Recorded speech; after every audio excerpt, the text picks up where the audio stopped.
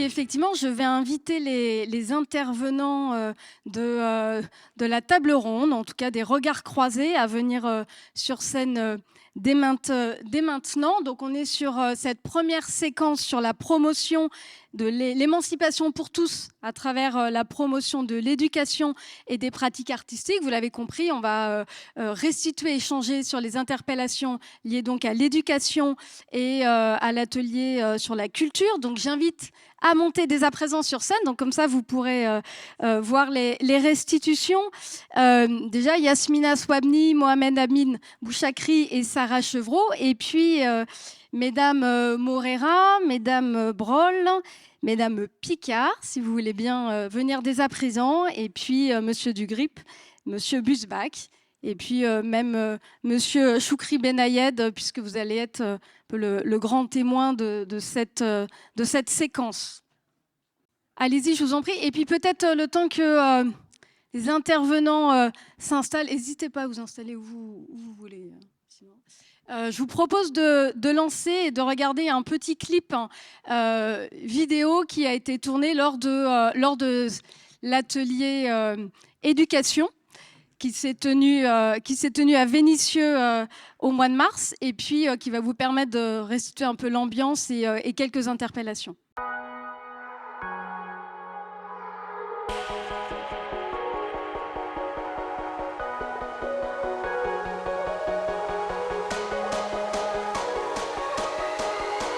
J'apprends quelque chose en vous écoutant. Je me dis, tiens, les familles, elles attendent du collège qu'ils fassent des sorties et qu'ils les emmènent en voyage. C'est traditionnel. Et à l'inverse, quand on organise quelque chose sur le quartier, comment on arrive à inviter le collège et comment ils peuvent éventuellement s'investir.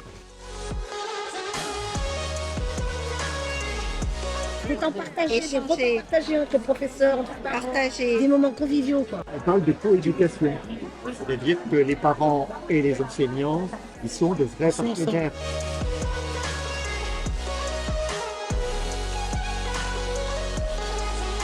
On commence dès la 6e à apprendre aux jeunes, à travailler ensemble, à vraiment être participatif. Ça leur aide aussi à devenir de bons citoyens par la suite, clairement.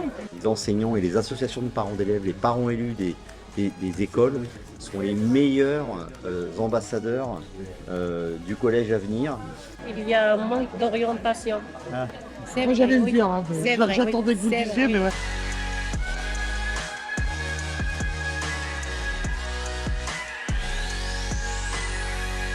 Pour moi, le collège idéal, c'est un collège où surtout on doit aussi beaucoup prioriser donc, la nature. Après, je pense aussi qu'il est important de favoriser le sommeil aussi. Par exemple, de 8h à 9h, enfin nous, on est beaucoup fatigués, on n'est pas vraiment apte au travail. Je pense que c'est aussi important d'avoir une bonne sensibilisation quand même sur son alimentation, de surveiller le gaspillage alimentaire, que ce soit dans nos maisons ou dans la cantine.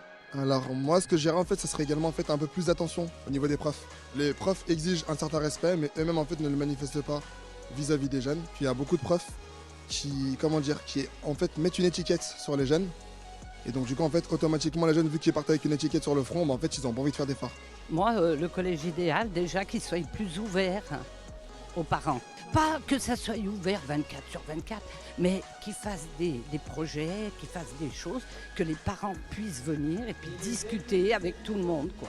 Parce que vraiment, c'est une coupure pour les mamans. Les parents qui vont, leurs gamins au 6e, c'est tout coupé. Et ça, on me l'a beaucoup rapporté. Pour moi, le collège idéal, c'est de rétablir la relation de confiance, d'ouvrir les portes surtout aux parents et aussi un milieu, ça sera favorable, non stressant pour les jeunes.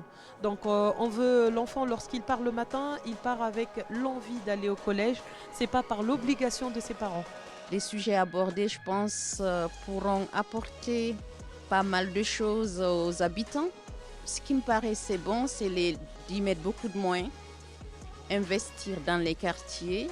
En tout cas, c'est un vœu que je formule. J'espère qu'ils y entendront.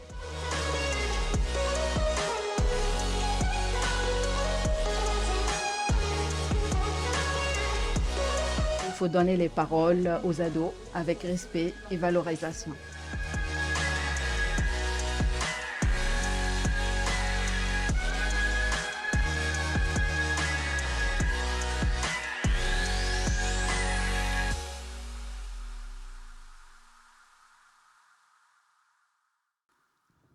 Voilà, alors cette thématique intitulée Parents, jeunes familles, renforcer la confiance et la réussite éducative a donc été traitée de 3 manières à travers cet atelier organisé à Vénissieux auquel 120 personnes environ ont participé, dont une quarantaine d'habitants et une dizaine de collégiens, mais également une séquence avec des collégiens, une vingtaine de collégiens de 4 établissements différents qui avaient eu lieu le matin même, et puis également 2 grandes enquêtes qui ont été réalisées par le cabinet Trajectoire avec la collaboration de chefs d'établissement en REP+, auprès de plus de 800 collégiens et 250 parents.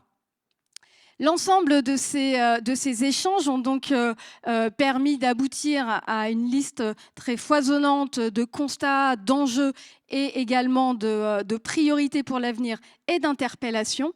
Et ces interpellations que je vous propose maintenant de présenter. Lors de chacun de ces ateliers, une facilitatrice graphique, Lou Carté-Dupuis, qui est là aujourd'hui, a donc représenté à travers des dessins les principales interpellations, les principales propositions pour l'avenir. Et elle est d'ailleurs également aujourd'hui parmi nous. Et donc ce soir, nous présentera les éléments saillants de la journée à travers une fresque comme celle-ci.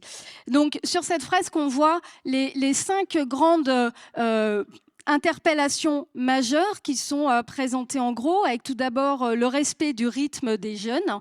Ça, c'est une question qui est revenue très souvent et Mohamed, tu en parlais aussi dans la vidéo, sur la question des horaires adaptés, sur la question de la fatigue et du sommeil, comme un mal-être qui est revenu régulièrement dans les échanges et à travers les différentes modalités de recueil des éléments.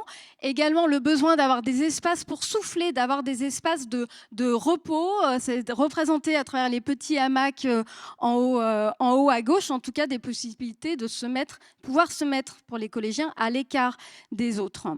Un enjeu également d'inclusion, d'être inclusif pour tous et pour toutes.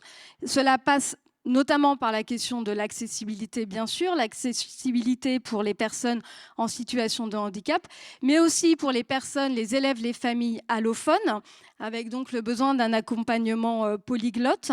Des enjeux aussi autour du harcèlement, notamment le cyberharcèlement, avec des propositions comme la mise en place d'ambassadeurs ou de tuteurs entre élèves de 6e et de 3e. L'inclusion, qui passe aussi par la valorisation des élèves, plus que la sanction, et avant la sanction, c'est revenu assez souvent, qui passe aussi par l'aide pour trouver des stages de 3e, et puis par l'orientation vers des métiers variés, et pas uniquement vers les filières professionnelles ou techniques. Un axe également important, j'y reviens donc sur le bien-être des collégiens, qui passe par la propreté, qui passe par des établissements plus petits, qui passe également par le respect des besoins essentiels, bien manger, mais aussi avoir accès à des lieux de loisirs, avoir accès à de la verdure, davantage d'espaces verts, c'est aussi quelque chose qui est revenu très souvent.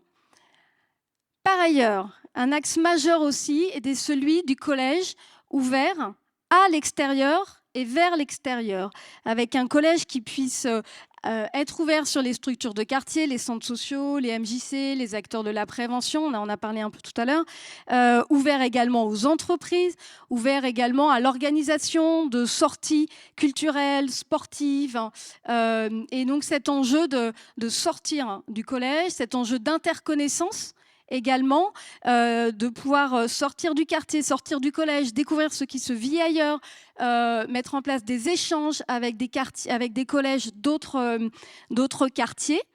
Et également l'enjeu de pouvoir valoriser le collège et ce qui s'y vit, se vit dedans, et le faire découvrir. Et puis enfin, parce que voilà, il fallait bien finir, mais tout ça fait du lien aussi à son importance. C'est l'importance donc de la place des parents et de construire un lien de confiance, d'égalité aussi, ce sont des mots qui sont revenus, entre les parents, les familles et l'équipe éducative.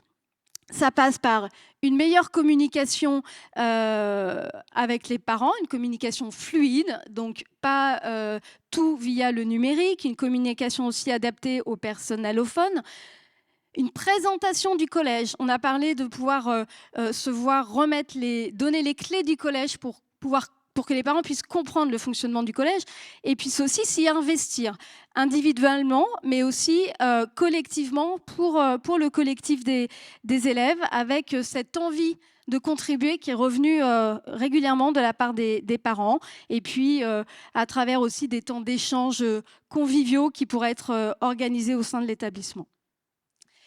Vous retrouverez, évidemment, on est obligé de faire synthétique, vous retrouverez l'ensemble de ces fresques dans les stands cet après-midi, donc vous pourrez les regarder plus en détail.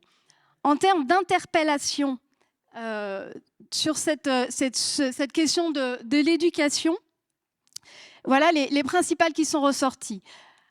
Donc c'est vraiment les interpellations, des verbatims, des entre guillemets, revendications de participants aux ateliers. Donc en tant que parent, l'importance, le besoin de pouvoir se sentir bien accueilli, individuellement, collectivement, je le disais, au sein des établissements scolaires, être compris, être aidé par les équipes éducatives et administratives. L'objectif, c'est bien que l'école fasse réussir les enfants, et il est nécessaire de jouer ensemble pour y arriver. En tant qu'élève, le besoin que l'établissement soit propre, accueillant, de bonne taille, je le disais, pouvoir y apprendre aussi autre chose que les matières scolaires classiques, les maths et le français par exemple, avec plus d'options, plus de stages, avec des méthodes d'apprentissage plus inclusives et des rythmes de travail adaptés. Voilà, le matin, souvent, on est fatigué. Et c'est vrai qu'ils sont parmi ceux qui commencent le plus tôt, à 8 heures. Après le collège aussi, pouvoir accéder à des meilleurs lycées et que le collège puisse être la porte d'entrée vers des lycées d'excellence, notamment par des options valorisantes. Il faut également travailler la prévention des exclusions et travailler sur la dimension pédagogique de cette période d'exclusion. Ça, c'est quelque chose qui est revenu très fortement avec cet enjeu d'éviter de lâcher dans la rue des élèves en exclusion, mais de pouvoir proposer des actions pédagogiques pendant ces périodes. Et puis également, collectivement, investir le collège, avoir un établissement plus ouvert sur le quartier, sur son environnement, qui puisse accueillir les associations, qui puisse accueillir les professionnels, notamment, c'est revenu assez souvent des types équipes de prévention, mais qui puissent venir à l'intérieur du collège et puis investir les lieux par les associations en dehors des horaires scolaires. Et enfin, est apparu aussi ce sujet de la laïcité, avec cet enjeu de ne pas fermer le dialogue sur la place des religions. Et ça, c'est venu notamment de la matinée avec les élèves qui pouvaient dire qu'ils ne comprenaient pas toujours les conditions de mise en œuvre de la laïcité. Voilà les interpellations principales. Je vais donner maintenant la parole à Yasmina Swabni, à nouveau. Merci, habitante de Bron, vous avez participé à cet atelier et puis vous aviez envie de pouvoir interpeller particulièrement sur une idée qui vous tient à cœur. Je vous remercie. Effectivement, lors de ces échanges, j'ai été très frustrée. Oui, bien proche. Okay. Donc j'ai été très frustrée. Donc une question m'a interpellée. De ce fait, je souhaiterais vous la présenter. Suite aux échanges avec les professionnels, les habitants et les acteurs locaux, un constat a été fait sur la réorientation de collégiens exclus définitivement. Je parle bien de collégiens exclus définitivement de leur établissement, le secteur, et dont l'attente d'une réaffectation dans un autre établissement faite par l'inspection académique prend un délai considérable pour les familles et le jeune de 1 à 2 mois. Ce délai peut amener des situations alarmantes. Des jeunes qui sont déjà décrocheurs n'investissent pas leur nouveau collège du fait de ce temps long d'attente. Comment peut-on, en amont, travailler avec les établissements scolaires, les parents, le jeune, avant l'exclusion définitive?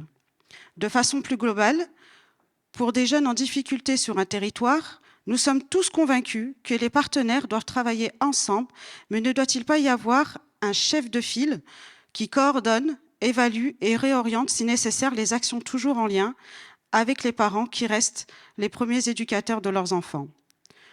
Peut-on créer, voire développer, une prise en charge adaptée pour ce temps-là, portée par l'Éducation nationale, en lien avec les acteurs et les professionnels locaux. À l'instar, je pense au fil d'Ariane, porté par l'Éducation nationale et 2 associations. Merci. Mohamed Amin Boukari, on vous a vu dans la vidéo. On t'a vu, on a dit qu'on se tutoyait. Tu es élève de 3e au collège Elsa Triolet à Vénissieux. Tu avais aussi envie de revenir sur un sujet qui te tient à cœur. Alors, bonjour. Du coup, pour moi, le sujet qui me tient vraiment à cœur, ça va être plutôt sur le rythme de nous, les collégiens. Parce que je trouve que rester 8 heures dans une salle de classe et faire ça donc tous les jours presque, je trouve que c'est un peu lassant. Et donc, moi, j'aimerais bien favoriser plutôt les sorties scolaires en plein air l'après-midi, par exemple.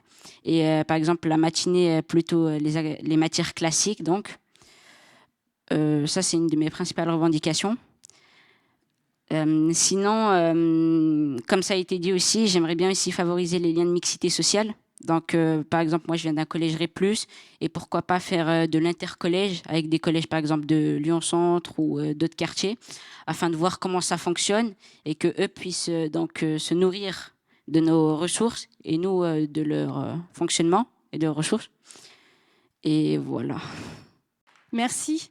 Alors, avant de venir vous inviter à réagir à ces premières interpellations, on va tout de suite aller sur donc un autre atelier sur la culture qui s'appelait « Redessinons ensemble l'art et la culture dans nos quartiers », avec également une petite vidéo de cet atelier qui a eu lieu à Bron le 21 mars, c'était le tout dernier.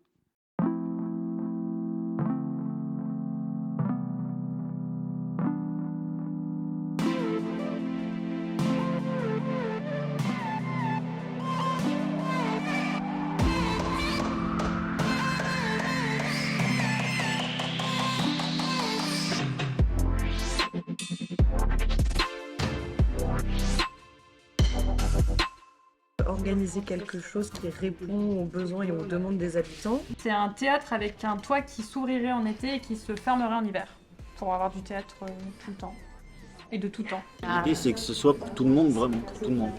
Un bus d'éducation artistique et culturelle avec des activités. Initialement, moi, dans ma tête, c'était plutôt des activités musicales, parce que je suis plutôt musicienne, mais... Et là, enfin, ça va pouvoir me sociabiliser et sortir la tête d'Instagram et de YouTube. Que les gens de Vaud rencontrent ceux de la Duchère, ceux de Moulins. Alors oui.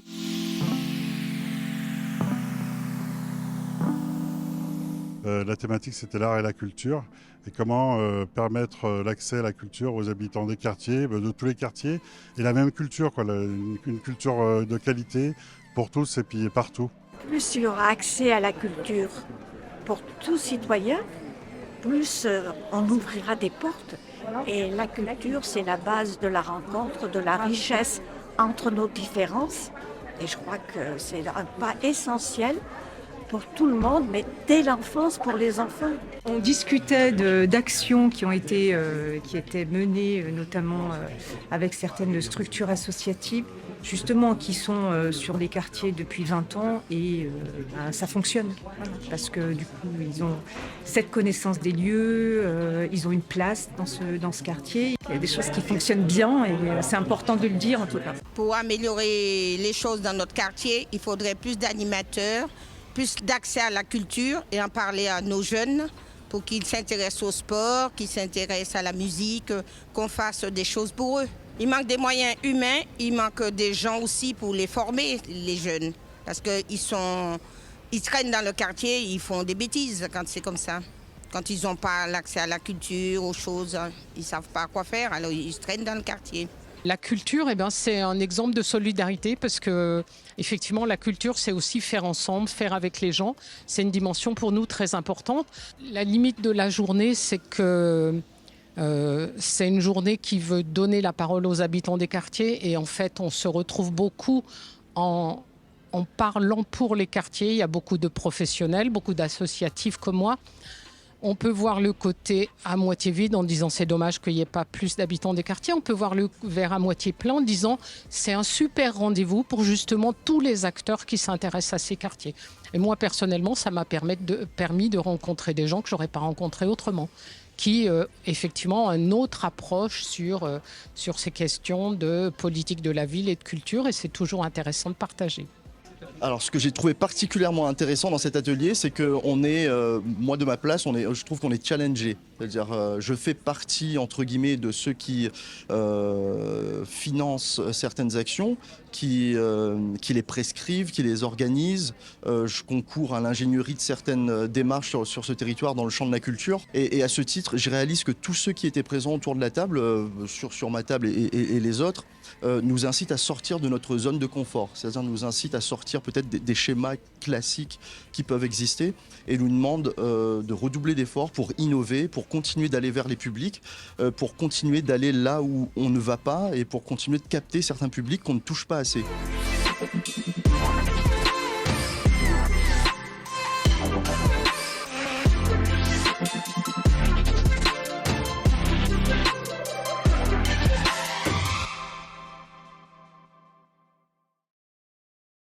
Ce dernier atelier avait donc pour maître mot la créativité pour proposer des pistes d'action, des projets innovants sur ce thème de la culture. On va remettre la fresque des interpellations qui... Sarah va intervenir après. On s'est organisé. La fresque des interpellations, donc avec 4 grands axes majeurs. Se donner du temps. Également, donner du temps pour pratiquer, s'approprier les projets culturels, donner du temps sur des horaires d'ouverture large des établissements, donner du temps pour la rencontre également, donner du temps pour accueillir des artistes en résidence sur des temps longs dans les quartiers, pouvoir suivre leur travail et créer des liens. Donner du temps également dans les projets et dans la pérennité des financements qui permettent des projets sur des moyennes, voire des longues durées. Permettre la découverte de cultures variées et des cultures. C'est quelque chose qui est revenu beaucoup, cette notion de des cultures au pluriel et non pas la culture avec un grand C, avec cette idée de pouvoir mixer les cultures amateurs et professionnelles, chacune respectée à sa place. Favoriser les échanges avec d'autres quartiers, faire venir également des grands établissements culturels dans les quartiers, avec cette idée aussi que chacun fait un pas et cette idée de faire tomber les préjugés des uns et des autres. Un enjeu d'être en proximité, vous le verrez, je crois que ça doit revenir au moins sur 4 ou 5 fresques aujourd'hui, cet enjeu de la proximité, et là, proximité en termes d'art, dans l'espace public, en termes de lieux, de sujets, de façon d'aborder les cultures aussi, avec plus de diversité dans les équipements, pas seulement une médiathèque, telle que c'était nommé. Pouvoir aussi sortir de son quartier, aller à la découverte de choses qui sont proposées ailleurs, y compris dans les grandes institutions. Ça, c'était un enjeu majeur. Et puis également mettre en valeur les quartiers, les habitants, les talents des habitants, les habitants qui ne sont pas juste acteurs, pas juste spectateurs pour le coup, mais aussi acteurs des projets culturels et qui sont valorisés dans leur talent, avec des projets qui répondent aux envies et aux besoins des habitants. En termes d'interpellation, cela donne donc reconnaître que les pratiques culturelles et artistiques ont des impacts positifs essentiels au bien-être des habitants. Ils ne sont pas simplement un supplément d'âme.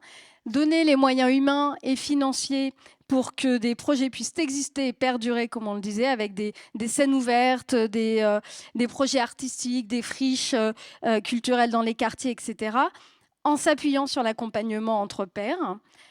Renforcer également la permanence, la durabilité de projets qui tiennent compte donc des besoins collectifs des territoires et des habitants, en s'appuyant sur les cultures populaires, sur les mémoires, et le faire ensemble avec les habitants dans l'élaboration du projet, et en valorisant ceci. Implanter donc des lieux culturels de proximité dans les quartiers, des centres sociaux avec une compétence culturelle, des bars, des friches, des bulles culturelles. On a même parlé de maisons de santé culturelle, des maisons des talents, des festivals des talents.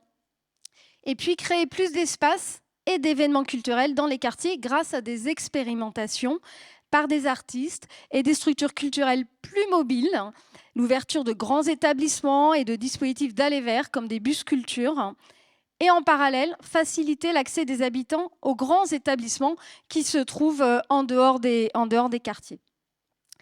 Et puis pour faire cette transition et ce lien entre éducation et culture, je vais passer la parole à Sarah Chevreau. Vous êtes responsable de Culture pour tous, un projet porté par l'association Allier, et vous avez envie d'interpeller nos intervenants notamment. Oui, tout à fait. J'avais envie de profiter de ce temps de parole pour vous interpeller autour d'un sujet qui nous tient à cœur, c'est celui de la coopération entre nos institutions. Et donc ici, culture et éducation. Et je voulais pour cela m'appuyer sur un exemple très concret. Un projet qui se passe dans le quartier des Voûtes de Perrache, donc un quartier en pleine mutation, avec des logements sociaux, une jeunesse qui se durcit à l'image de la société, et puis un QVA qui ne met pas suffisamment en lumière la complexité de cette réalité. Et dans ce contexte, Culture pour tous a porté un projet de territoire qui s'appelle donc Alliance éducative. C'est un collège, 15 acteurs socioculturels qui se sont mobilisés de manière hebdomadaire autour de 15 collégiens. L'objectif, tisser du lien grâce à la culture et lutter contre le décrochage scolaire et aider à la prévention de la délinquance. Malgré des difficultés d'encadrement d'un groupe qu'on peut imaginer, le bilan est positif. 80% de participation des jeunes, un lien restauré avec les familles et de nouveaux modes de coopération sur le territoire. Pour sa deuxième année, le projet fait malheureusement face au désengagement du collège.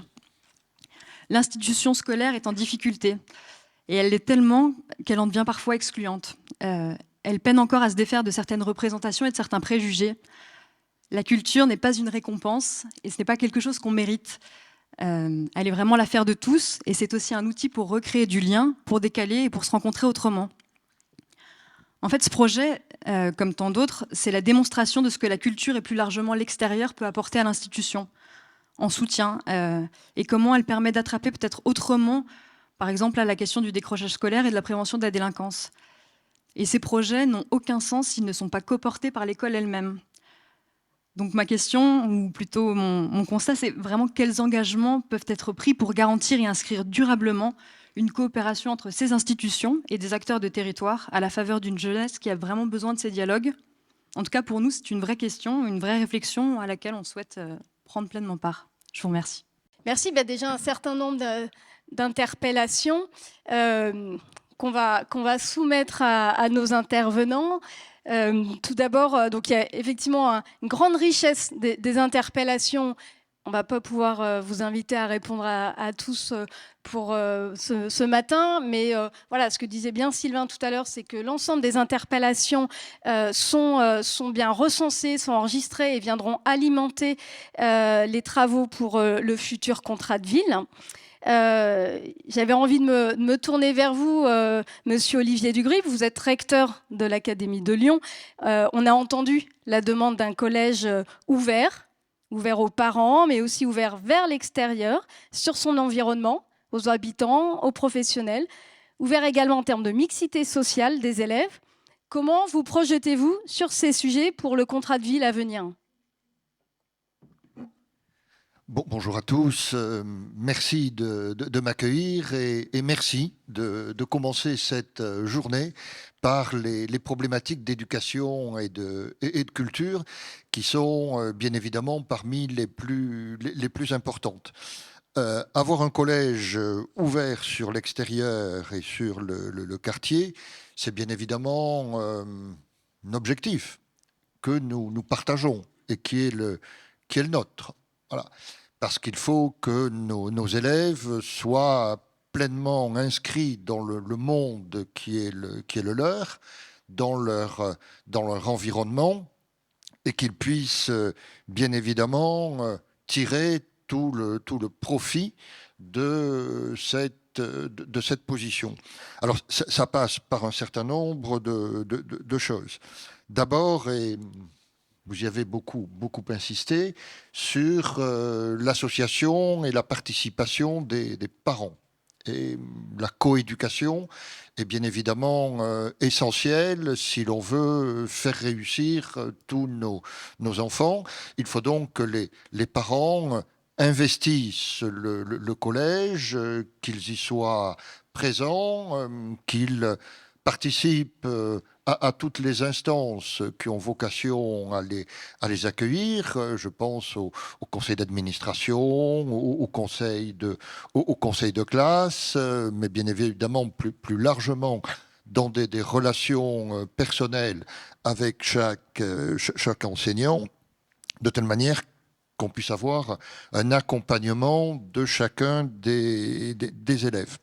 Ça passe aussi par la pleine utilisation de tous les dispositifs qui sont à notre disposition, dispositifs de réussite des élèves internes au collège. Je pense par exemple à Devoirs faits, qui est insuffisamment mis en œuvre dans notre académie et en particulier dans les collèges d'éducation prioritaire. Je pense au dispositif de vacances apprenantes que nous déployons en partenariat avec les collectivités qui permettent d'accueillir les élèves pendant les périodes de vacances scolaires et de leur offrir des activités éducatives, artistiques et culturelles, sportives, et qui sont encore insuffisamment utilisés dans nos quartiers. Je pense au dispositif de promotion des arts et de la culture que nous copilotons avec le ministère de la Culture, avec le Pass Culture, qui permet désormais à toutes nos classes de bénéficier d'une allocation pour organiser des activités artistiques et culturelles, et qui permet à chaque enfant individuellement de bénéficier d'une allocation pour financer des achats de biens culturels, des livres, des CD, s'offrir une place de cinéma, aller au concert, au théâtre. Voilà, enfin bon, l'enfant peut utiliser ses moyens comme il le souhaite. Et ça nous permet, Madame, et je partage bien évidemment votre préoccupation et votre souhait de pouvoir accueillir plus largement nos partenaires culturels dans nos établissements grâce aux moyens nouveaux qui nous sont donnés. Alors, tout ceci est très important, il faut l'utiliser pleinement. On peut aussi aller au-delà. Voilà. Je voudrais rappeler que le président de la République a lancé un grand dispositif de refondation de l'école afin de permettre à toutes les écoles, à tous les établissements, les collèges et lycées, de présenter des projets pour améliorer la réussite des élèves.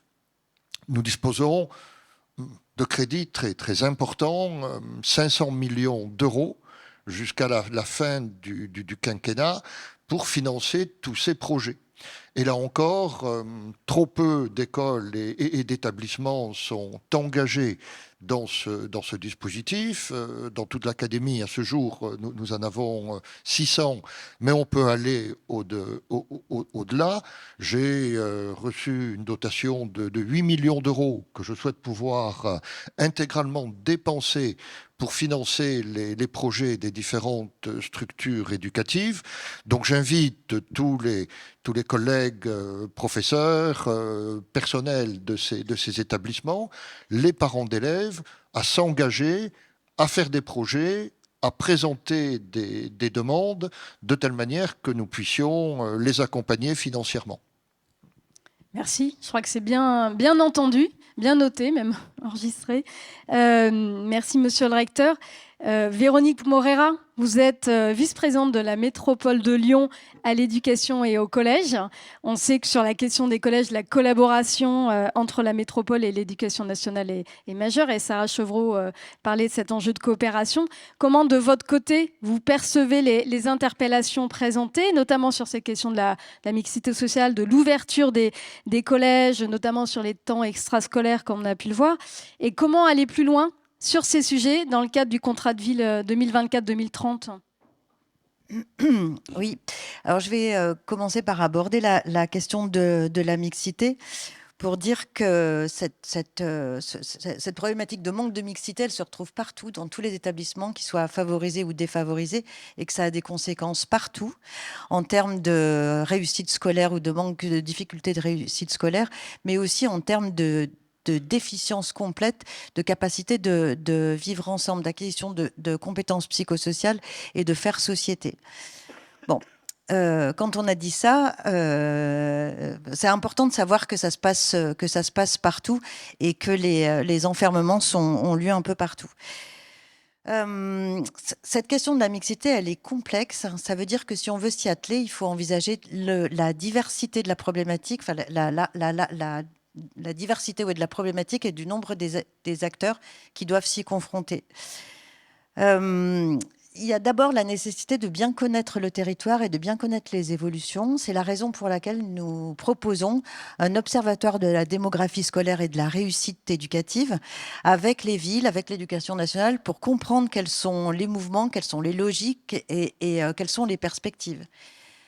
Un observatoire, c'est pas une réponse en soi, c'est un outil qui doit servir à revoir la carte scolaire et à proposer des adaptations localisées, des pistes de réflexion qui permettent vraiment de repenser en fait cette organisation du territoire et l'organisation de ce qu'on appelle le périmètre scolaire, c'est-à-dire l'inscription des élèves dans les établissements. Et donc il faut aller chercher des habitants de milieux différents pour qu'ils se rencontrent dans les établissements publics. Et ça doit commencer, pas seulement au collège, ça doit commencer dès l'école primaire, même dès l'école maternelle. La mixité, elle doit se construire dès le plus jeune âge.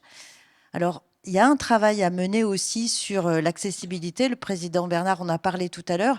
La nécessité de construire de mettre en place des transports en commun, mais aussi des trottoirs marchables, des pistes cyclables pour permettre aux jeunes d'aller dans les collèges, mais aussi pour leur permettre de sortir des collèges, comme l'a dit Mohamed tout à l'heure, et d'aller vers les lieux de culture et de connaissances qui sont sur l'ensemble du territoire, qu'il s'agisse des associations, des lieux de culture ou des entreprises qui existent sur la métropole. Donc la question des transports en commun, des transports en tout cas, de l'accessibilité, elle est essentielle quand on veut parler de mixité. Mais l'organisation de la carte scolaire, l'organisation des transports, ça ne suffit pas. Il faut aussi travailler sur l'évitement, parce qu'on a là une véritable problématique qui peut détruire tous les efforts qui sont faits. Je parle de l'évitement du service public de l'éducation. D'abord, je voudrais quand même dire qu'il faut qu'on se pose ensemble la question sur les moyens qui sont par la loi donnés à l'éducation, à l'enseignement privé, sans aucune contribution de sa part sur la question de la mixité. Donc c'est une question importante à poser. Et puis il y a la question de la valorisation des collèges, comme vous avez été plusieurs à en parler. Il se passe des choses fantastiques dans les collèges collèges des quartiers populaires. Et il faut en parler et il faut le valoriser. Donc, sur les lieux, la métropole a favorisé, développe une politique de maintenance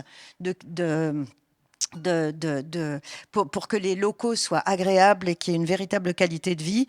Il y a une politique de maintenance, de réhabilitation et de construction des établissements qui répondent évidemment aux enjeux du changement climatique, aux enjeux de perte de la biodiversité, aux enjeux de végétalisation. Mais ça ne suffit pas d'avoir des locaux dont on peut être fier. Encore faut-il qu'à l'intérieur de ces locaux, il faut qu'il y ait des personnels qui assurent la sécurité et un cadre de vie confortable. Donc des adultes expérimentés et engagés des équipes éducatives solides. On connaît la bonne volonté des enseignants des équipes éducatives. Dans les quartiers populaires, il y a je pense un engagement particulier à avoir pour mettre en place des équipes qui viennent là sur profil, c'est-à-dire qu'elles aient véritablement un engagement et qu'elles viennent travailler dans ces quartiers avec une vraie volonté de développer la sécurité et le confort de vie, la qualité éducative. Il faut aussi, pour lutter contre l'évitement du service public de l'éducation, avoir des options attractives, une qualité d'enseignement qui permette aux gens de se dire mais c'est là que je veux aller, c'est là que je veux que mon enfant étudie. Et puis, et ça concerne davantage la métropole, mobiliser les acteurs du territoire pour ouvrir les collèges sur la ville et faire entrer la vie locale dans le collège.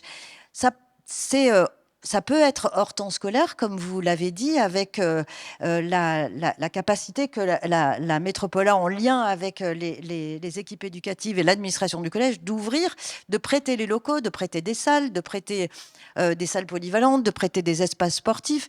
Nous, on peut le faire, on prévoit un certain nombre d'espaces qui peuvent être prêtés, mais ça se discute évidemment avec l'éducation nationale et moi, j'ambitionne qu'on aille plus loin sur ces questions. Ça peut se faire hors temps scolaire, bien sûr, mais ça doit se faire aussi pendant le temps scolaire, ouvrir les collèges pour faire entrer des acteurs et des actrices qui ont une autre façon d'envisager l'éducation. C'est l'éducation populaire qui permet à la fois au monde éducatif et aux jeunes de profiter d'autres façons d'enseigner, d'autres expériences de vie, et c'est extrêmement profitable. Et puis, il faut qu'on porte aussi l'innovation scolaire. Je pense à certains projets qu'on a développés comme des innovations et sur lesquels on doit impérativement s'appuyer pour les développer. Je pense à ce qui s'est passé au Collège Mermoz avec notre projet Totem un axe sur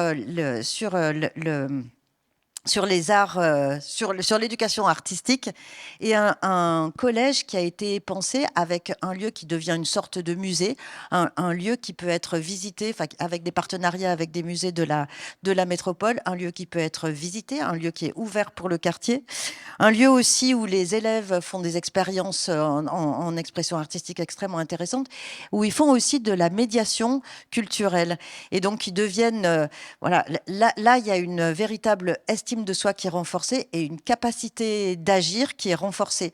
C'est une expérience qui est tellement fructueuse que finalement ce collège a attiré sur la satisfaction le sentiment d'appartenance qu'a créé ce projet Totem. Le collège s'est ouvert à tel point qu'il faut qu'on travaille, nous maintenant à la métropole, sur une extension, une réhabilitation complète de ce collège avec des classes supplémentaires. Donc ça prouve que quand des expérimentations sont réussies et qu'il y a un véritable sentiment d'appartenance et une fierté d'être dans un collège, ça attire un public qu'on n'attendait pas. Donc on a à renforcer ces projets Totem qui donnent une véritable identité au collège et pas seulement comme des projets disséminés, mais quelque chose de consistant et de robuste qui soit appliqué un peu partout. Et je voudrais finir sur la place des parents. Il a été dit dans le film que les parents pouvaient être des ambassadeurs et des ambassadrices des collèges. C'est vrai qu'ils peuvent contribuer à la réputation d'un collège, tellement vite détruite, mais qui peuvent aussi disséminer l'idée qu'il se passe des choses fantastiques dans ces collèges. Mais il faut dire aussi que il y a aussi une difficulté pour rentrer dans ces collèges, qu'il y a un décrochement, les personnels éducatifs sont plus éloignés, le collège c'est un lieu assez sacralisé dans lequel on a souvent du mal à entrer. Donc moi je vous propose de travailler sur la capacité des parents, des familles à entrer dans le collège. À la métropole on prévoit des lieux qui sont des salles qui permettent aux parents non pas d'être reçus par les équipes éducatives, mais vraiment de se réunir pour travailler entre eux sur les projets qui leur sont propres, les projets qu'ils décident de mettre en place. Il ne suffit pas d'avoir des lieux, encore faut-il un accompagnement renforcé, et c'est là-dessus qu'on doit travailler ensemble pour permettre aux parents de bénéficier d'appui, de moyens humains et financiers pour justement développer leurs projets. Voilà. Je vous remercie. Je suis contente que vous ayez fini. Merci, merci Madame Morer, parce que on enchaîne. Je reçois des messages depuis. On enchaîne. Merci beaucoup. On a un timing serré, mais je vous remercie. On fait bien les liens avec les différents sujets. Madame Picard, on est revenu plusieurs fois depuis ce matin sur ces enjeux de proximité, de facilitation de l'accès des habitants aux établissements, qu'ils soient scolaires, qu'ils soient artistiques, avec des propositions qui répondent aux besoins des habitants positionnés en acteurs et pas en tant que spectateurs. Pour vous, en tant que maire de Vénissieux, quels sont les axes majeurs que vous souhaitez soutenir pour améliorer l'émancipation des habitants de vos quartiers sur les années à venir ? Déjà, je pense qu'on aurait tort de séparer l'éducation de la culture et du sport. Pour moi, ça va pleinement ensemble, parce que quand on parle d'éducation, on doit parler d'épanouissement. Et on l'a vu dans la crise sanitaire, on a eu des collégiens, des enfants, qui n'ont pas eu accès à l'autre, j'ai envie de le dire comme ça, et notamment à la culture, au sport. On sait qu'on se construit aussi par rapport au groupe, et ça a été effectivement très dur pour beaucoup d'entre eux. Et s'il fallait un révélateur au fait que la culture et le sport sont essentiels dans l'éducation et dans l'émancipation, ça a été effectivement la crise sanitaire.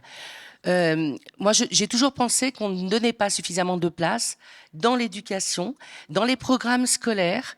Alors après, tout ne se fait pas dans les programmes scolaires, mais déjà à la culture, au sport, très peu de collégiens ou d'enfants ont accès, par exemple, au théâtre ou faire du théâtre. Aller au théâtre de Vénissieux, oui, c'est aller à l'école de musique, mais faire pratiquer quand on peut être en difficulté. On l'a vu à la crise sanitaire, à la sortie de la crise sanitaire, des adolescents qui ne trouvaient pas forcément les mots pour dire un certain nombre de choses auraient pu trouver dans l'expression artistique, par exemple, toutes sortes d'expressions artistiques, la façon de s'exprimer et pouvoir dire éventuellement leur malaise ou au contraire leur envie d'aller vers l'autre, s'exprimer, rire ensemble, etc. Et je pense que c'est vraiment nous ce que nous avons beaucoup développé pendant longtemps, mais pour ça il faut et des moyens humains et financiers. C'est par exemple le partenariat que nous avons avec l'Opéra de Lyon. C'est les classes CHAM. Classe CHAM, c'est les classes musique dans les collèges qui devraient être développées. Et je pense que dans les contrats de ville, on devrait faire beaucoup plus de place à ces expériences, parce que maintenant on a une expérience. On sait que pratiquer, parce que aller à la culture, aller au théâtre, aller au musée, mais pratiquer, c'est aussi essentiel pour l'enfant et l'adolescent. Et là encore, quand on parle d'ouvrir le collège, quand vous donnez de la culture aux enfants, l'expression culturelle, ça draine toute une famille vers la culture. Et je pense qu'il faut beaucoup plus s'ouvrir. Donc nous avons par exemple des résidences d'écrivains, des résidences de plasticiens, mais il en faudrait beaucoup plus pour justement développer au niveau des collèges, mais au niveau des centres sociaux.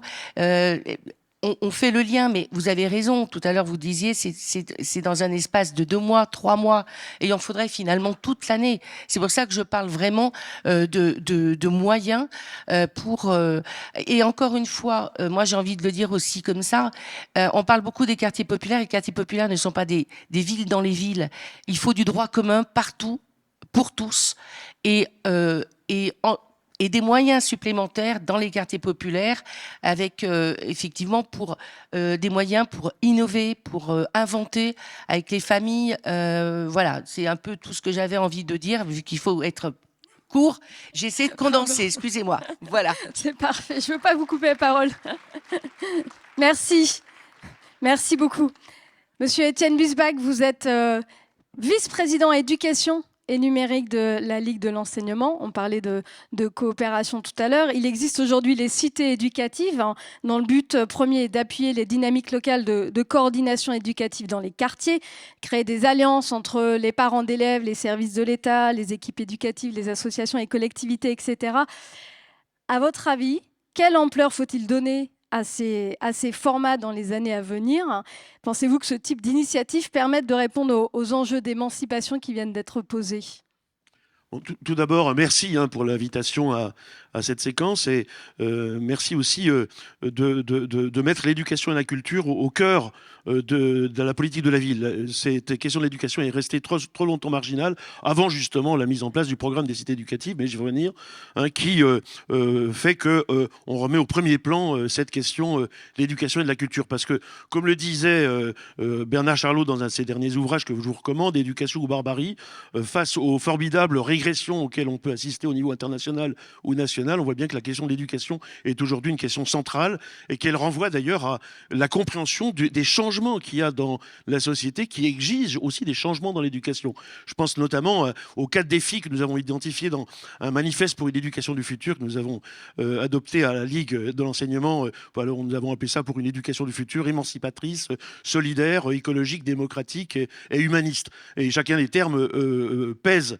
Le premier défi, c'est le défi de l'urgence et de la transition écologique, qui implique qu'au-delà du développement durable, on pense la question différemment, le rapport au vivant et à la planète. Le deuxième défi sur lequel, c'est la question des inégalités, sur lequel on est au cœur avec les quartiers politiques de la ville, avec cette question de la mixité sociale qui est un problème majeur. L'école reste encore trop une école du tri et de la sélection, elle n'est pas que cela, mais elle est encore beaucoup trop une école du tri et de la sélection. Cette question de la mixité sociale, notamment dans l'agglomération lyonnaise, est un problème majeur. Véronique Morera l'a très bien dit. Au-delà du privé, il y a au sein du public à la fois des collèges très favorisés, je ne vais pas les citer là, et des collèges très défavorisés. Or, l'école de la République, l'école publique, devrait scolariser ensemble les enfants de la République. Quelle image donnons-nous de la République si effectivement on crée ces espèces d'établissements ghettos dans un sens comme dans l'autre? Je crois que là, il y a une préoccupation majeure sur laquelle il faut que nous travaillions. Je voudrais saluer je n'ai pas le temps parce que d'abord Véronique Morera a excellemment décrit la complexité du problème et les multiples leviers qu'il fallait agir. J'accompagne aussi un peu la métropole sur cette question et je pense que là, le problème est pris à bras-le-corps. C'est pas simple. Il va falloir inscrire ça aussi dans la durée, mais c'est absolument essentiel. Sur ces questions d'inégalité, c'est aussi les questions de la mobilité. Mohamed l'a évoqué, mais je pense que moi, on avait discuté à l'époque avec Vincent Lénal, promoteur des cités éducatives. Je lui avais dit tous les enfants des cités éducatives doivent avoir un séjour de classe découverte. Tous les enfants des cités éducatives doivent avoir un séjour vacances. Enfin, je veux dire, voilà le genre de mesures qu'il s'agit aussi de développer sur ces questions de mobilité. Et puis, il y a un dernier élément sur les questions des inégalités, c'est la question de la culture. L'accès à la culture, on l'a évoqué, et la prise en compte aussi de la culture dans sa diversité. Moi, il y a une chose qui m'importe, et c'est revenu dans les ateliers, c'est la question du rapport au plurilinguisme, aux langues maternelles. Je veux dire, là, il y a un enjeu aussi majeur à développer. Troisième défi, la question du numérique, un formidable outil d'échange, mais aussi formidable outil de manipulation et de soumission. On voit l'importance, et pour l'éducation populaire, de développer l'éducation aux médias et aux images, de penser aussi dans une notion de parcours, avec bien sûr l'école, mais pas seulement l'école, aussi tout ce qui se passe en dehors de l'école. Et puis le dernier défi, le défi démocratique. Là aussi, vous avez évoqué la question des parents. Mais je voudrais revenir sur la question des paroles des élèves et qui ne sont pas souvent suffisamment prises en compte. C'est revenu aussi dans les ateliers. Mohamed en est l'expression vivante. Les adultes sont souvent surpris de la pertinence et de l'intelligence des propos des enfants, des jeunes. Et je crois que travailler à libérer la parole des enfants, penser la question de la démocratie scolaire et éducative est aussi un vrai sujet. Donc pour terminer, moi je pense que je voudrais insister sur le fait que, monsieur le recteur a évoqué la question du grand débat sur l'école faisons-la ensemble et le fonds d'innovation pédagogique.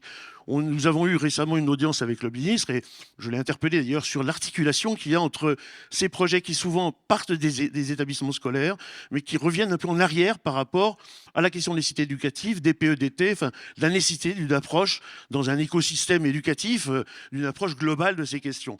L'école est essentielle, mais elle doit d'abord progresser, se réformer, mais il faut aussi travailler avec la communauté éducative. L'exemple que donnait Sarah me semble aussi illustratif.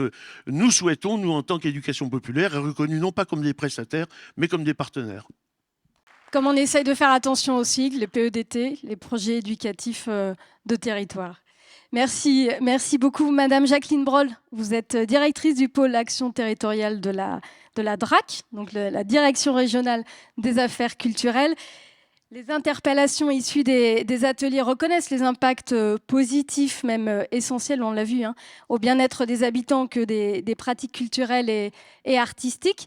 Mais encore faut-il que les projets puissent être menés sur la durée et prennent en compte les besoins collectifs des territoires et des habitants, tels que soulevés lors des ateliers. Une autre interpellation portait également sur la mise en lien entre les territoires en faveur des pratiques culturelles et artistiques, notamment l'accès des habitants des quartiers populaires aux grands établissements culturels, artistiques. Comment la DRAC souhaite-t-elle se positionner sur ces sujets dans le cadre de la politique de la ville à venir ? Moi aussi, je vous remercie de nous avoir invités dans cette enceinte pour pouvoir parler avec vous de ce qu'il est possible de développer. Et je trouve ça vraiment dynamisant.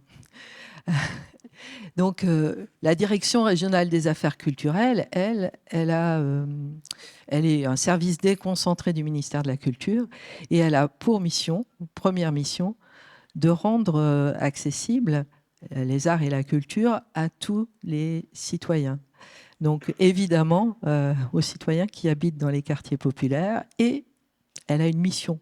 On a une mission partagée avec l'Éducation nationale, c'est de travailler à l'éducation artistique et culturelle des enfants et des jeunes. Alors, l'éducation le fait sur le temps scolaire et nous, on travaille sur tous les temps de vie des enfants et des jeunes. Et on a une approche englobante, c'est-à-dire que le sujet, on ne le prend pas uniquement par segment, mais bien en se disant qu'il faut partir des besoins et d'une analyse partagée des territoires, des quartiers, des besoins des habitants, quels qu'ils soient. Et on travaille aussi dans la ruralité pour justement sortir d'une forme qui viendrait prescrire de la culture, mais bien repartir des besoins, des envies des habitants pour pouvoir construire quelque chose. Alors, moi, je dis souvent que l'essentiel est quand même de passer de la parole à l'action. Alors, comment on peut passer à l'action ? Déjà, en s'interrogeant sur comment faire en sorte que des équipes artistiques ou des équipes scientifiques, parce que nous, on travaille avec des archéologues, on travaille aussi avec des architectes, on travaille avec des journalistes, on travaille avec beaucoup de champs de la culture. Comment est-ce qu'on peut faire en sorte que ces personnes puissent venir et rester dans le quartier et y travailler ? Donc, il faut déjà identifier les espaces pour cela et faire en sorte que tout le monde sache que ça existe. Et mettre cette cartographie des espaces en lien avec notamment les grands labellisés. Alors, on est sur la métropole de Lyon. À Lyon, sur cette métropole, il y a toutes les ressources possibles et imaginables. Donc, l'idée, c'est quand même de travailler sur les liens et de mettre en relation tout cet écosystème qui est prêt à le faire. On a sans cesse on voit apparaître des projets absolument extraordinaires, mais qui peinent à se développer parce qu'on n'a pas construit ces passerelles. Donc, il faut les construire et c'est absolument essentiel. Donc, trouver les lieux et puis aussi trouver les personnes, ceux qui vont pouvoir être éclaireurs dans le quartier ou dans la structure labellisée ou dans un autre quartier. Ces gens qui vont permettre de faciliter les rapports, de trouver les ressources aux équipes artistiques et scientifiques et culturelles qui peuvent venir travailler. Et dès lors que ces équipes seront là, elles pourront être en lien avec un groupe de personnes d'un centre social, tout comme avec un groupe d'habitants qui a envie de travailler avec eux, tout comme avec les équipes éducatives des collèges, des écoles ou des lycées. Notre propos, c'est celui-là. Et pour que ce soit vraiment efficace, nous pensons qu'il faut mettre des résidences sur des temps longs. Et c'est en ça que le ministère de la Culture peut s'engager. Alors, Monsieur Dugrip l'a dit, nous travaillons depuis de longues années, culture et éducation ensemble, pour faire en sorte que les équipes, à la fois des lieux culturels et artistiques et les équipes éducatives, sa culture a cette forme commune d'éducation artistique et culturelle. Et il faut prendre éducation dans éducation artistique et culturelle au sens à la fois éducatif scolaire et éducation populaire. On veut développer avec nos concitoyens la rencontre avec les œuvres, la pratique artistique et puis la construction de connaissances. C'est absolument essentiel de construire des connaissances sur ce qu'on voit autour de nous. Et ça permet aussi de construire un esprit critique face à ce qui nous est proposé. Un des sujets que nous traitons actuellement, alors on est en train de travailler avec l'éducation sur ce sujet-là, c'est l'éducation aux médias et à l'information qu'on trouve absolument centrale, puisque aujourd'hui, on a de multiples exemples de désinformation qu'il est nécessaire de travailler en amont pour que chacun de nos concitoyens puisse construire sa perception et sa capacité à comprendre l'information qui lui est donnée et en chercher les sources. Voilà, je voulais simplement dire cela et dire que, évidemment, l'État, dans sa composante culture et éducation, est à l'écoute et participera, bien sûr, à tout ce travail de rédaction du nouveau contrat de ville. Je vous remercie, Madame Broll. Je me tourne maintenant vers Monsieur Choukri Benayed. Vous êtes professeur de sociologie à l'Université de Limoges, co-directeur du groupe de recherche sociologique sur les sociétés contemporaines. Et on avait envie de pouvoir se prendre quelques minutes pour vous inviter à porter votre regard de chercheur sur ces interpellations et ces premiers échanges. Qu'est-ce qu'elles vous inspirent ? Bien, je vous remercie pour l'invitation. J'espère que vous n'allez pas la regretter. Alors, je voudrais réagir un petit peu à bâton rompu pour vous dire ce qui m'est passé dans la tête en fait depuis que je suis arrivé ce matin, et en écoutant les intervenants, je me disais en fait ce territoire métropolitain lyonnais n'est pas n'importe lequel en France. C'est celui d'où a démarré la marche pour l'égalité dans les années 80. C'est également celui où, vous ne le savez peut-être pas, mais où ont démarré les premiers travaux de recherche sur la ségrégation scolaire, vraiment les tout premiers travaux. Et ce qui me vient à l'esprit, c'est que 40 ans après, finalement, on parle à peu près des mêmes sujets. Donc là, je pense qu'il y a une interrogation à avoir, non pas, je dirais, personnelle, sur les acteurs de la politique de la ville, mais sur l'effet système et sur la bureaucratie qu'elle a pu engendrer au point de ne pas toujours répondre aux attentes des habitants. Je rappelle, c'est une exception, Mohamed l'a dit tout à l'heure, que la politique de la ville était conçue comme une politique dite d'exception, mais pas d'exception au sens d'exception au droit commun, mais d'exception, c'est-à-dire dans le temps, c'est-à-dire comme une politique provisoire qui ne devait pas durer. C'était une politique de réparation sociale. Et j'ai beaucoup apprécié l'aspect festif du début de ces assises, mais je pense que nous serions encore plus festifs si nous avions à fêter la fin de la politique de la ville. Parce que nous ne devrions plus en avoir besoin dans un pays comme le nôtre, dans lequel, je rappelle, non seulement les problématiques sociales se sont accrues, on a fait un livre il n'y a pas longtemps sur la question de grande pauvreté et d'école. Vous le savez très bien que les taux de pauvreté et de grande pauvreté ont cru en France, alors que dans le même temps, les richesses se sont accrues. Donc là, on a quand même un problème d'équilibre social, d'inégalité sociale qui nous dépasse. Et c'est vrai que la politique de la ville, elle est là pour essayer, excusez-moi du terme, pour réparer un peu les dégâts qui sont créés par ces inégalités qui sont de type structurel. Et donc, bien évidemment, on ne peut pas tout faire par le local si on n'a pas des relais politiques et des relais nationaux. Alors, maintenant, sur la question de la politique de la ville elle-même, ce que je voudrais souligner en étant plus dans le sujet de ce matin, puisqu'on m'a dit de rebondir sur les angles morts, donc je rebondis sur les angles morts. Les angles morts. Alors, il y a ces ateliers participatifs qui ont été mis en œuvre, nombreux, et je vous en félicite, et je trouve ça extrêmement intéressant, mais lorsque, parce que moi j'arpente les quartiers, j'aime pas les appeler d'ailleurs les quartiers politiques de la ville, je trouve, bon, même populaire, c'est un peu, bon, les quartiers, disons.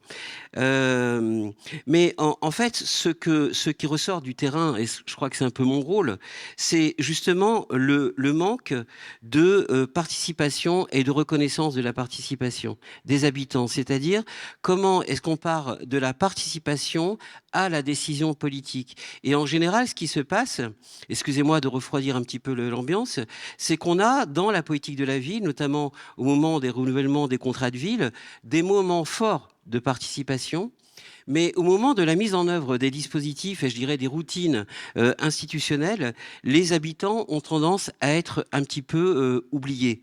J'en veux pour preuve, si vous regardez ces dernières années, que alors on peut les faire participer, les habitants, je dirais, lorsqu'ils ne bousculent pas les paradigmes qui sont mis en œuvre.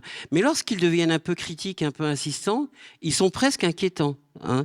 Et j'en veux pour preuve quand même, pour suivre plusieurs collectifs dans les quartiers populaires en France, que on voit des manifestations de rue des habitants.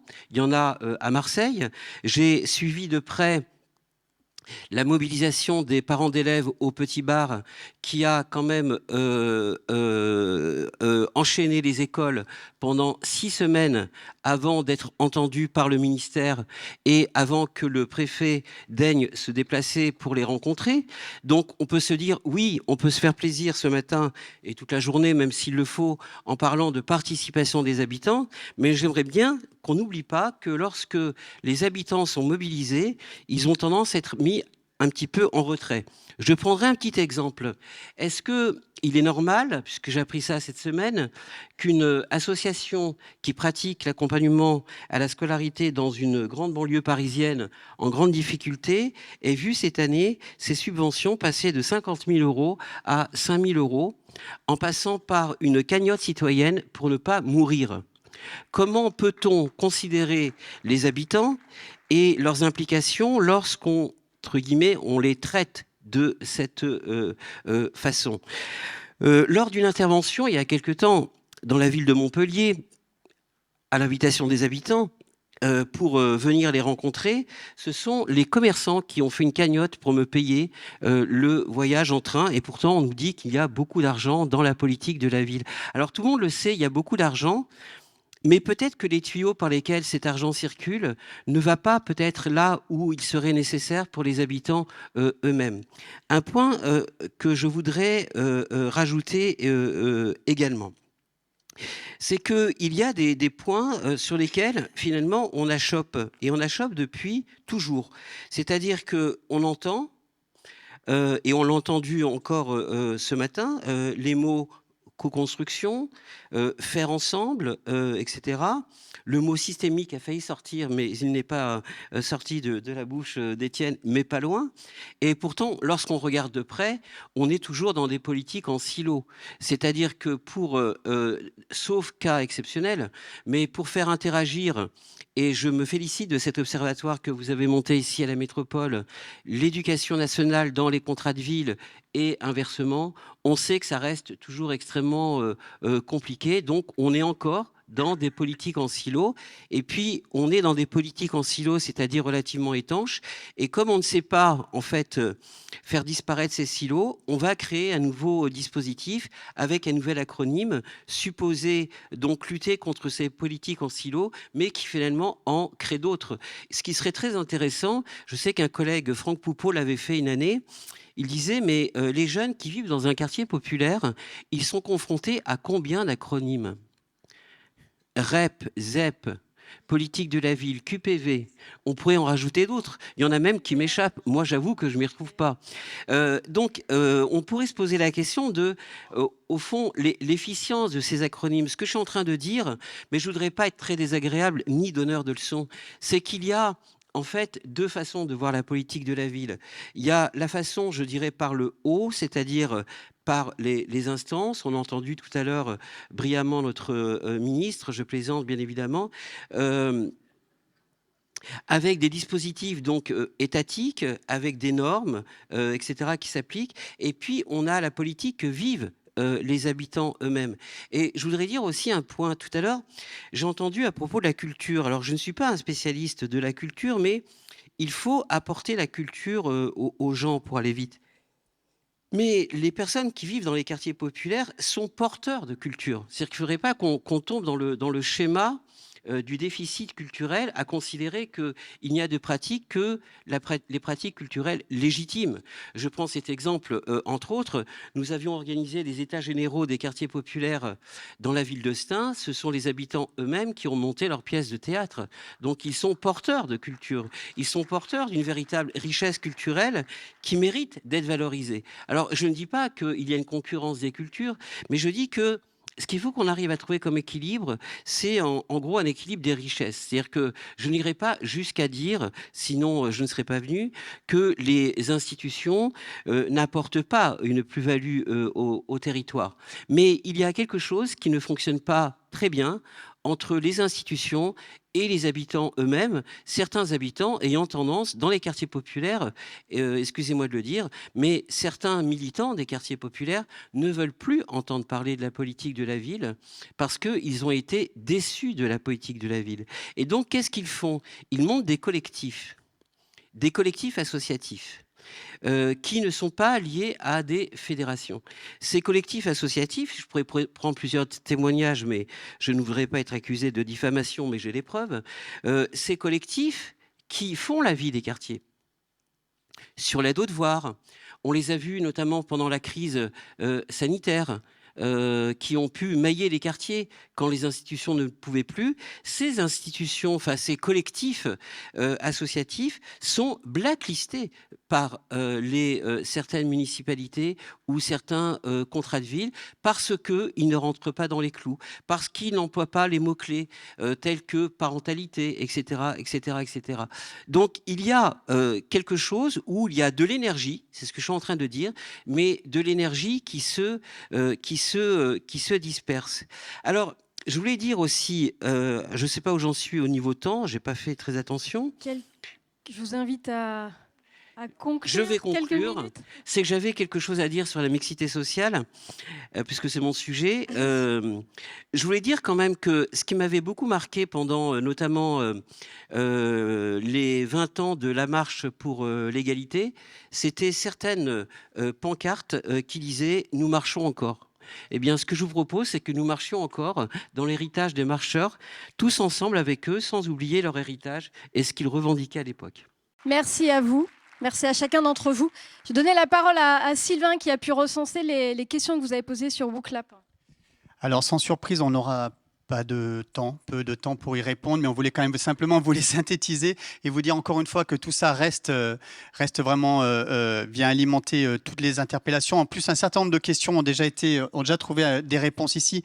Donc des choses sur en effet le fait qu'il faut peut-être qu'on arrête de parler de contrat de ville, mais plutôt de territoire, et donc d'humains sur des territoires. Voilà, ça c'est apparu plusieurs fois, ce qui fait écho avec ce que vous disiez aussi sur les sigles, les acronymes, avec aussi un grand niveau d'attente, et il y a vraiment plusieurs questions ou remarques qui disent attention, il faut y aller dans le pragmatisme maintenant, il faut sortir des mots, l'échange, la co-construction, c'est chouette, mais maintenant il faut vraiment aller dans l'action très concrète.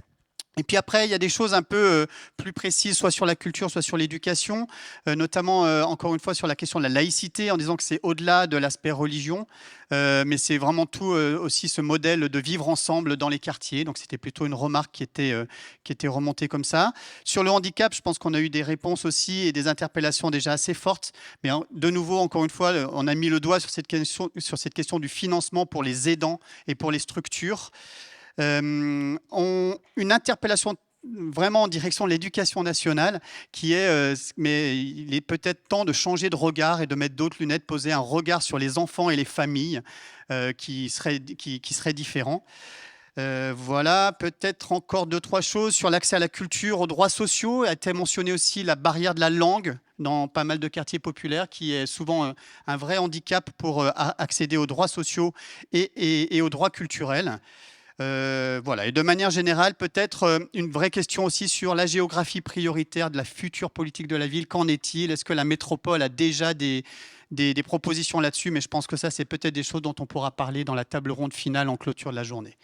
Voilà. Merci pour toutes ces questions qui continuent à remonter et qu'on signe.